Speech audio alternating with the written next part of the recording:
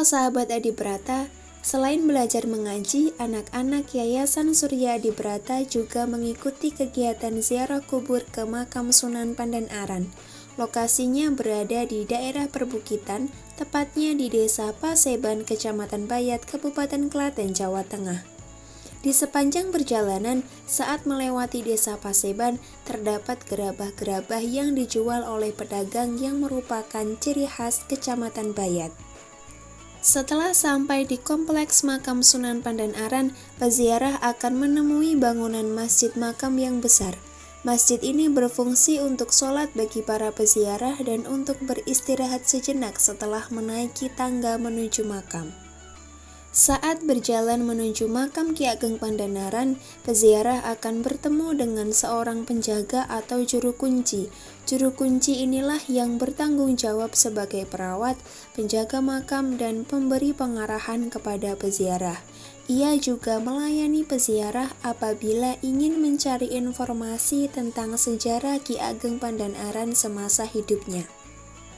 Lalu peziarah akan menemukan bangunan-bangunan yang indah dilengkapi hiasan dekoratif seperti gapura, balai kencur, dan gentong-gentong kecil yang berada di sekitar makam. Makam yang berlokasi di sebuah bukit membuat pemandangan di sekitar makam menjadi sangat indah dan menghasilkan udara yang sejuk bagi sekitar.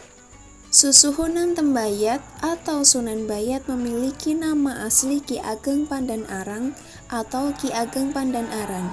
Sunan Bayat merupakan salah satu wali atau sunan yang berjasa dalam menyebarkan agama Islam di tanah Jawa. Nama Ki Ageng Pandan-Aran begitu dekat dengan sejarah kota Semarang dan awal mula tersiarnya agama Islam di wilayah sekitar Jawa Tengah. Ki Ageng Pandan-Aran pada awalnya merupakan pemimpin pemerintahan yang gila harta, hingga akhirnya sebuah peristiwa yaitu pertemuannya dengan Sunan Kalijaga yang mampu mengubah kehidupannya dan kemudian beliau memutuskan untuk memilih hijrah mempelajari ilmu agama. Seluruh jabatan, harta kekayaan beliau tinggalkan dalam hijrahnya mempelajari ajaran agama Islam. Seorang bupati yang awalnya berkuasa kemudian akrab dengan rakyat kecil dan orang miskin. Di antara syarat yang perlu ditempuh oleh Ki Ageng Pandan-Aran dalam belajar ilmu agama, ia perlu untuk hijrah dari Semarang menuju Bukit Jabal Kat. Demikian Ki Ageng Pandan-Aran menjadi ulama dan umaro di sekitar Bukit Jabal Kat, wilayah Paseban, Kecamatan Bayat, Kabupaten Klaten, Jawa Tengah, hingga kemudian dimakamkan di sana. Semasa hidupnya, selain menyebarkan dakwah dan ajaran-ajaran Islam, Ki Ageng Pandan-Aran juga mengajari rakyat Bayat akan keterampilan membatik, khususnya di Desa Paseban.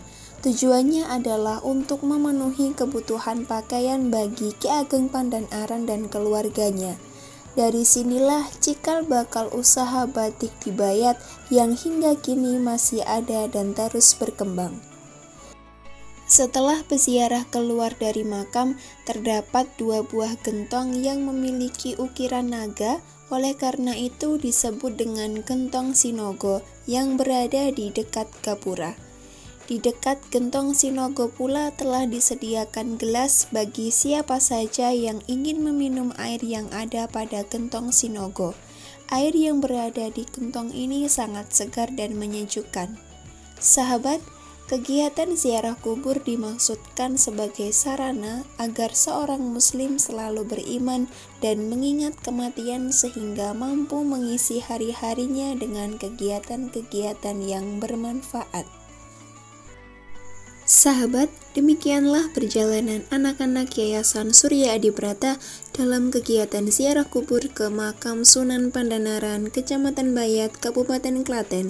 Semoga bermanfaat dan jangan lupa untuk berikan komentar yang positif di kolom komentar serta subscribe channel ini agar sahabat mendapat notifikasi di video-video kami berikutnya. Burung dara, burung cendrawasih, cukup sekian dan terima kasih.